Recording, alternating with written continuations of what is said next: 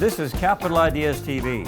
Coming up, Namaste Technologies CEO on a bevy of deals and partnerships. And part 3 with Aphria CEO Vic Neufeld on international expansion, consolidation, and his overall vision.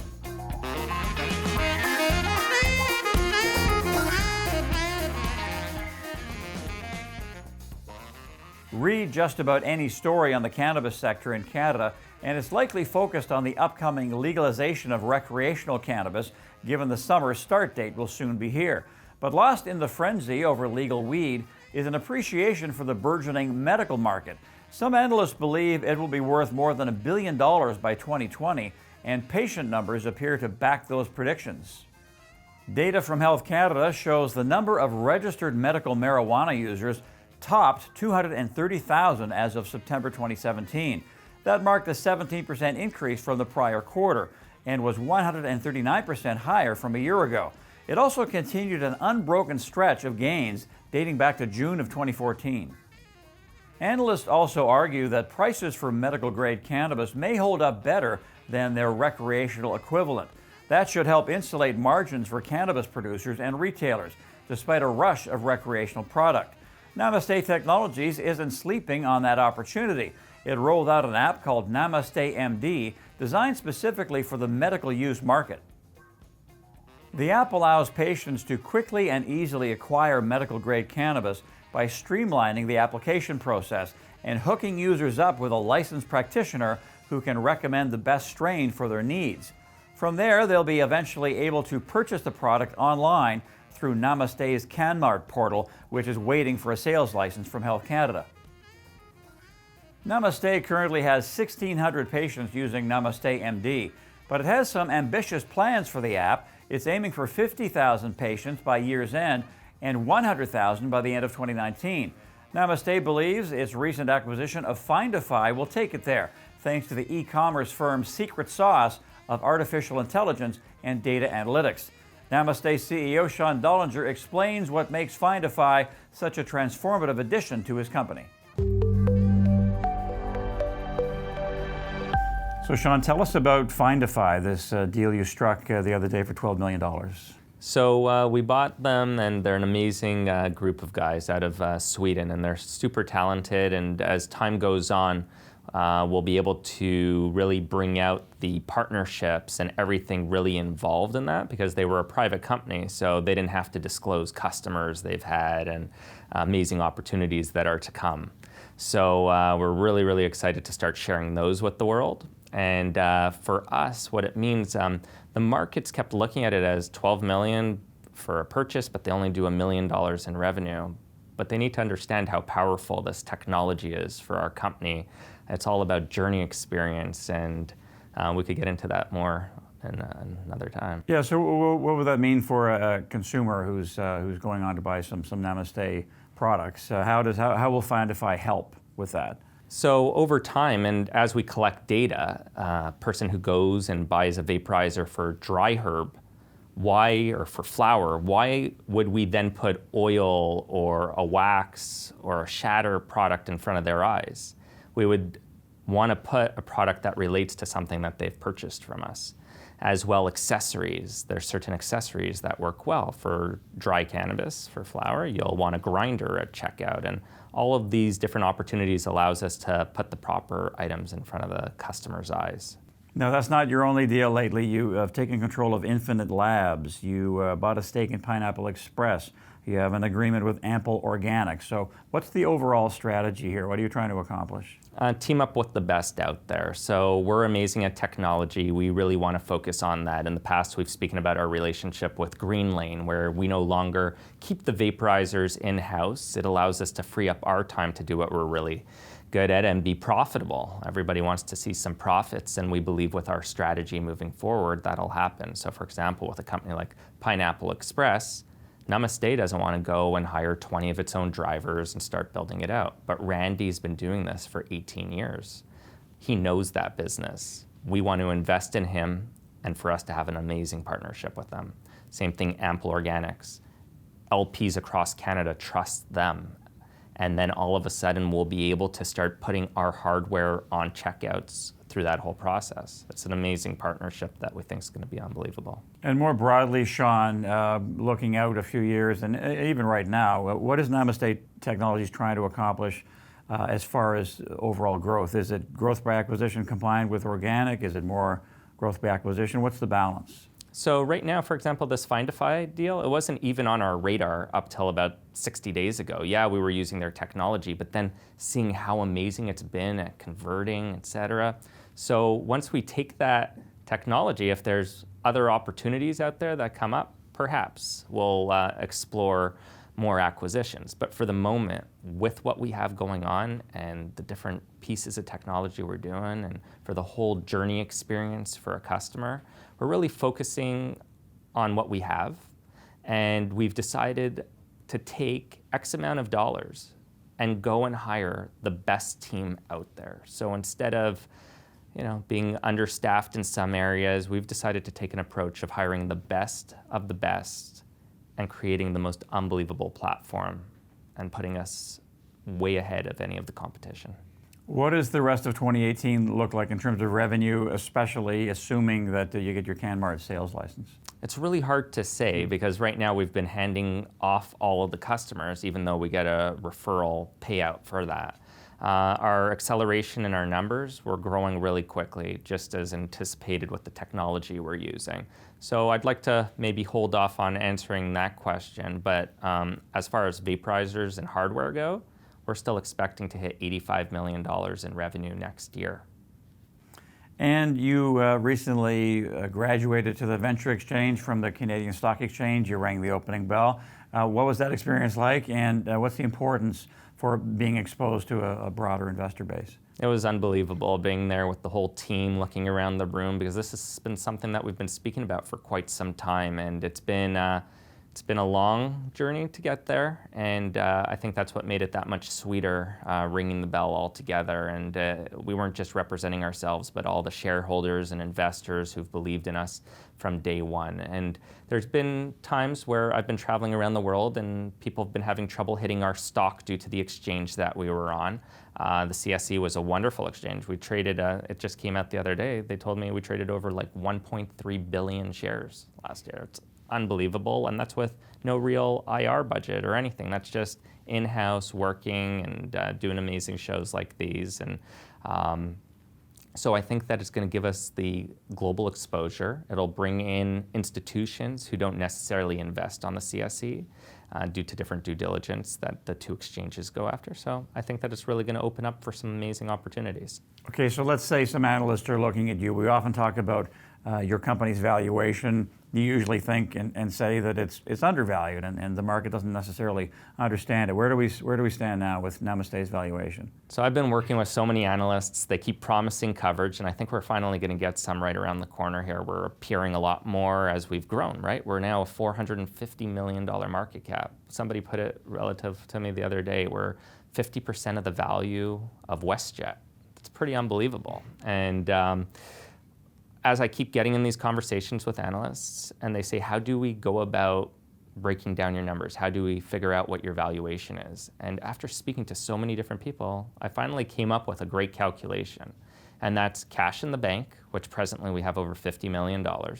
Take our assets, so for example, our licensed producer and now our LD. For example, somebody tried selling me an LD just the other day for $25 million, they said was the book value. Sorry, an LD is? Licensed distributor. So okay. Infinite Labs that you saw the release, that's our LD, which is going to be located right across the street. So if you take the assets, that would roughly bring us to another $100 million. And then if you take revenue and specialty e-commerce, so let's take cannabis out of the equation for a second. Let's just focus on being a specialty e-commerce store. You could go and find tons of comparables online. At the very minimum, that's a 10-time multiple. And then we leave it up to the investors, shareholders, analysts to determine should that multiple be 20 times, 30 times, 40 times due to being in cannabis. But at the very least, take our $30 million run rate, multiply that by 10, that's $300 million. You put the $50 million cash and the $100 million in assets. And that's where I believe that the true market value should be for our stock today. Which would put the stock at what level, roughly? roughly at about 450 million. So that's where we should be. Forget about cannabis. So after that, who knows where we can go? And you know, I think that the future will tell us where we go.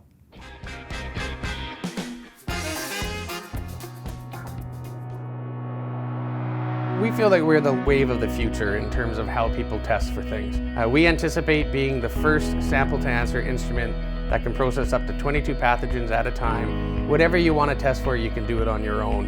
You don't have to ship it away to a lab. You don't have to have an expensive microbiologist. It's something you can do on site. You collect that sample, you input it into the machine, you hit a button, an hour later you get the result you're looking for.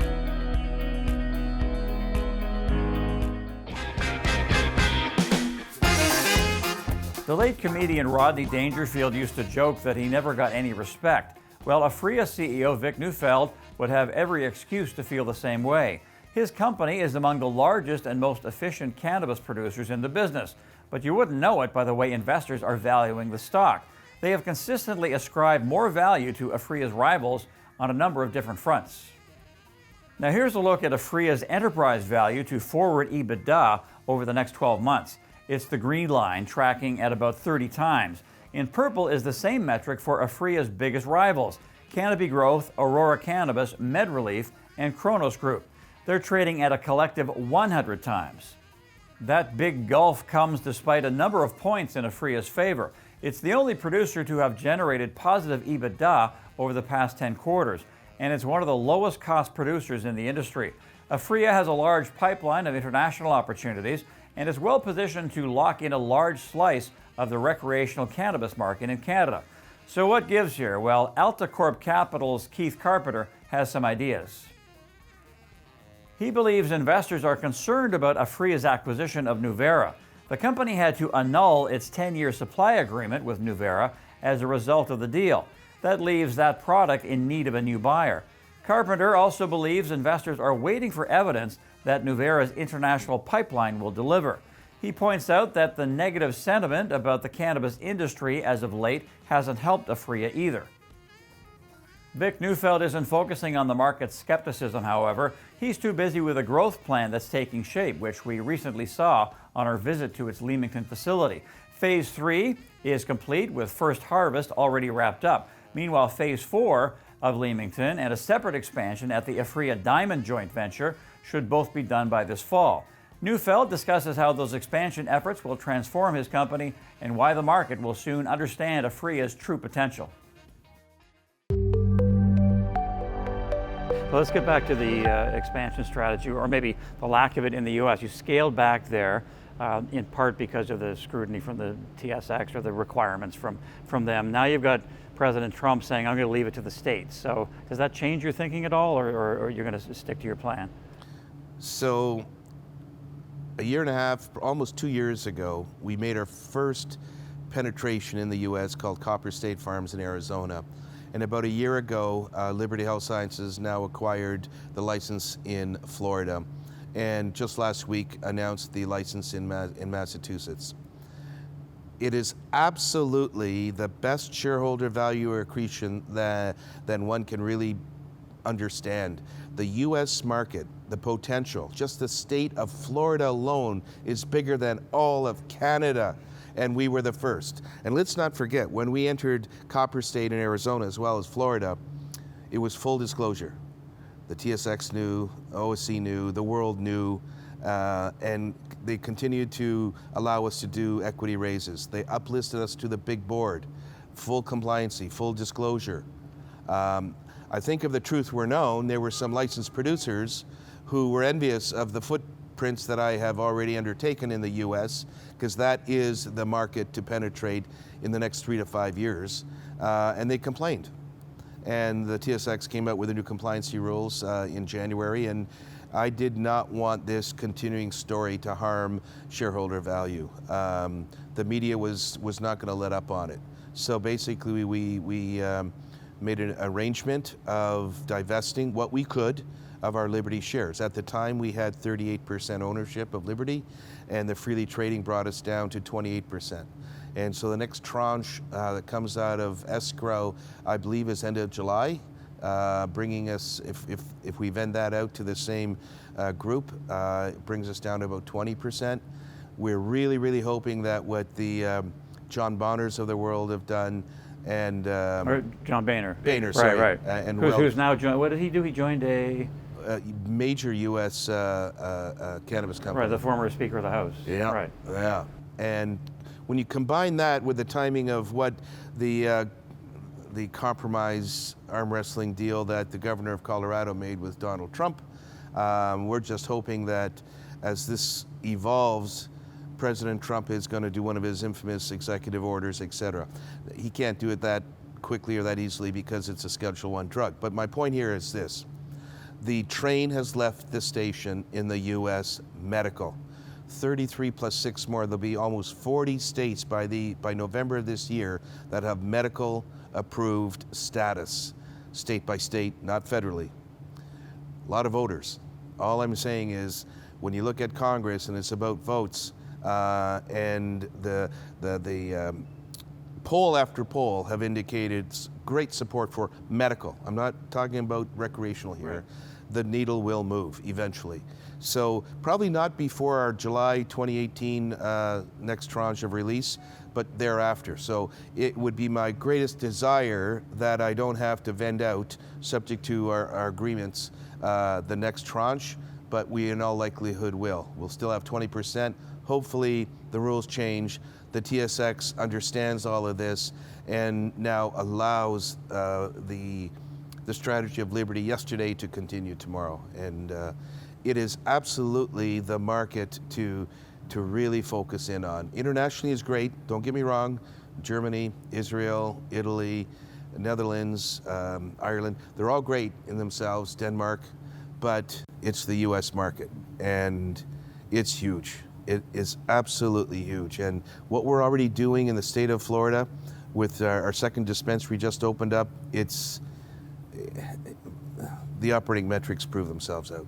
Speaking of metrics, your earnings came out recently, and I remember when we talked last July, you had just completed what you considered a home run quarter. Is this a home run quarter? Because you were triple digits across the board, net income, adjusted income, revenue. Are you pleased? I'm very pleased. We hit all cylinders again. I mean, our EBITDA growth was, adjusted EBITDA was amazing. Our net income, thanks to a number of the strategic investments on our balance sheet, have really paid off again. But most importantly, it's supply and demand. So on the demand side, we continue to patient on board at an unbelievable clip on a weekly basis. I mean, we're getting pretty darn close to 50,000 patients having onboarded and ordered at least once. Now, there's a lot of attrition. There's a lot of moving around from LP to LP and half scripting. So that number, Mark, is really not important. What's important is the way the needle has moved. More and more patients continue to come to Aphria. Now, on the supply side, grow to quality, grow to scale, low cost producer. We hit 96 cents cash cost per gram.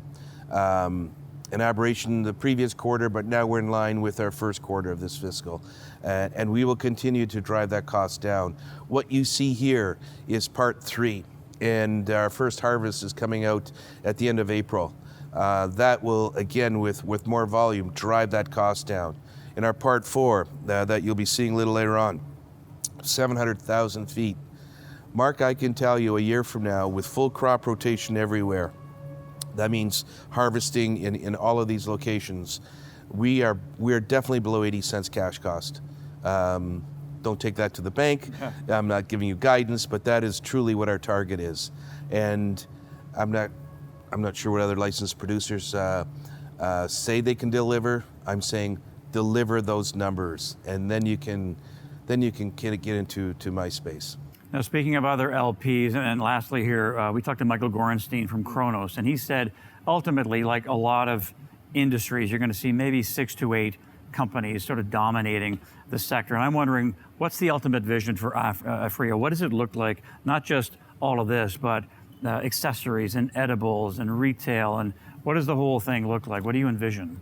So first of all, Kronos' view is similar to mine. If I can address your first question, there will be consolidation throughout 2018.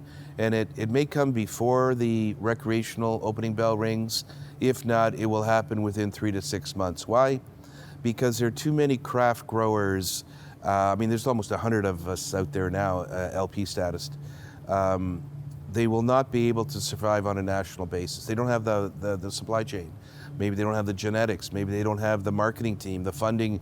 It takes a lot of gray matter and money to do a brand awareness and activation of brands. So there will be consolidation. Some are going to be forced consolidation. On the innovation front, just sticking with medical today, yeah, the evolution of sprays and soft gels absolutely will be very forthcoming in the next quarter on the Aphria website. But the real commercial transaction lies when recreational comes. And in round one, if I could call it that, it's dried bud, it's oils, it's capsules, it's pre-rolled. That's all great, but that really mimics what we already have on the medical journey. It's thereafter. What is phase 2, 3, and 4? And the way we're calibrating all of our innovation is the next phase will be vape pens, followed by infused foods, and eventually infused beverages. So on the vape pen, the beauty of Liberty Health Sciences in Florida, this is legal, this is allowed. We're marketing it, we're manufacturing, we're filling and selling. So we already have a live beta market to understand consumer preferences. Is it disposables versus refillables? What are the terpene profiles? This isn't theoretical like most LPs in Canada are working with. We have a live in-market activity happening that really, really allows us to get a head start on the evolution of new products being introduced once Health Canada gets to that stage. So it's important for all licensed producers, and the ones that are what we call the big ones probably have the funding and the know-how and the management team, gray matter, to spend the research time to do what we have in our innovation center. But it's going to be difficult for those smaller to mid-cap to get to that level. And so a year from now, 18 months from now, will we have 100 LPs with so many different brands in the marketplace? No, we won't. It'll be a handful, 10 at most. And but that's okay. That's what supply and demand and economics will dictate at the end of the day. And I can tell you for sure, the Aphria journey, when recreational starts, filled with our pipeline of everything that we already have in motion. I can really crystal ball with you now on Cura cups, on tea bags. I mean, the list goes on where infused foods goes. Is it Hershey Lindt chocolate bars? Is it U.S. branded companies like Incredible Foods, for example, that's dominant in California and Colorado, and what sort of JV relationships? The list goes on and on. Digging into and reaching into the U.S. market to look at brands, successful brands with quality. And when I say quality, I mean where the consumer enjoys it so much they come back to buy the second, third, fourth repeat purchase. That's the important part. It's not their first purchase. That's the key. And I'm sure a lot of licensed producers are thinking and working toward that direction. But you got to be able to have the mindset, the vision, and the strategy to partner with the right partners. We're proud of the fact that we've been profitable every year since inception. If you have a business and you have a vision for it, and you want to borrow some serious money, you have to know who your lender is. You have to trust them. What we're doing is providing the capital that enables them to realize their ambitions. Money means everything to people who don't have it. We're here, we're stable. We got 40 years now, we're looking at the next 40.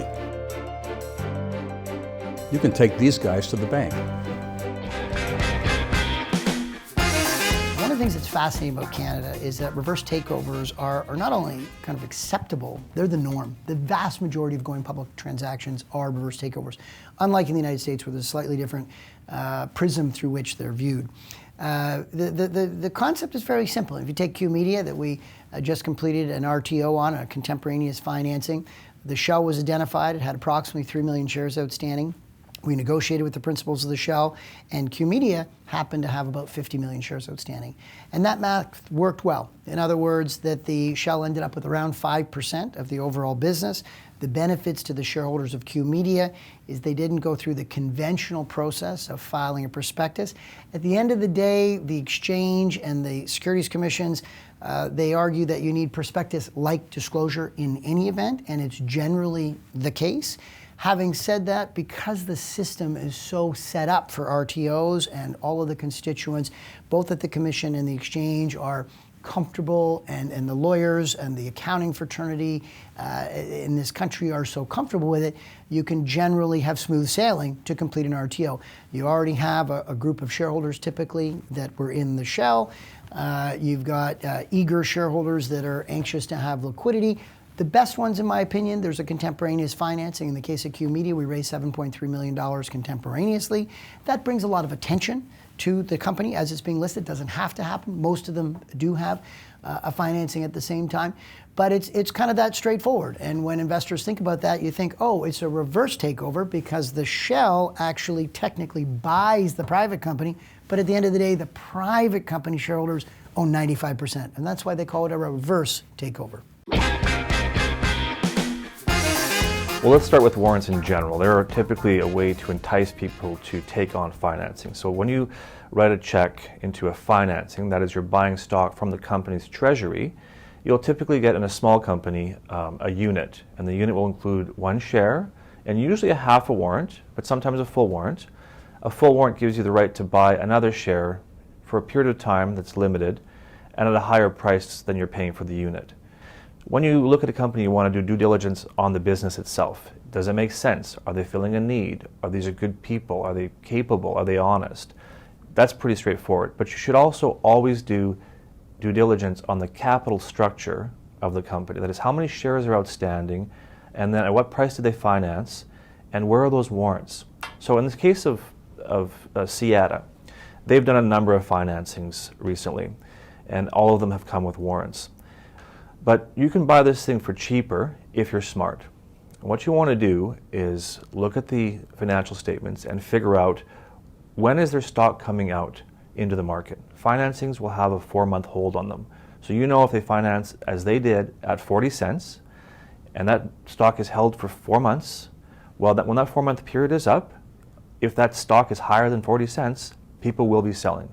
That's going to be happening this summer. They did a 40-cent financing. There's stock coming out. They also have warrants coming out from both that financing and another one. The warrants are at 60 and 50 cents. There's about 21 million to 25 million shares of Seattle. They're going to be able to be sold, free trading, that could hit the market because they were purchased for less than the price. So I'm not saying be scared by this. I'm saying this is an opportunity for you. Don't create liquidity and an easy exit for people who want to sell. Sit on the bid where you think they might sell to you, higher than they paid but lower than the price. Put in a number of bids, layer your bids over a 5% range, and then wait for them to come and sell to you if they want. If they don't, then you can move your bids up. Blockchain is going to be big. It's early days right now. It's much like the internet in the 90s, and we want to be in early. And we're diversifying our investments so we can sort of pick those winners and in 10 years from now see the benefits from today's investments. We were one of the first public companies to dedicate ourselves exclusively to blockchain. We know that in 5 to 10 years from now, it is going to define consumer life, finance, real estate, healthcare, and we offer a good exposure into this early technology for our investors.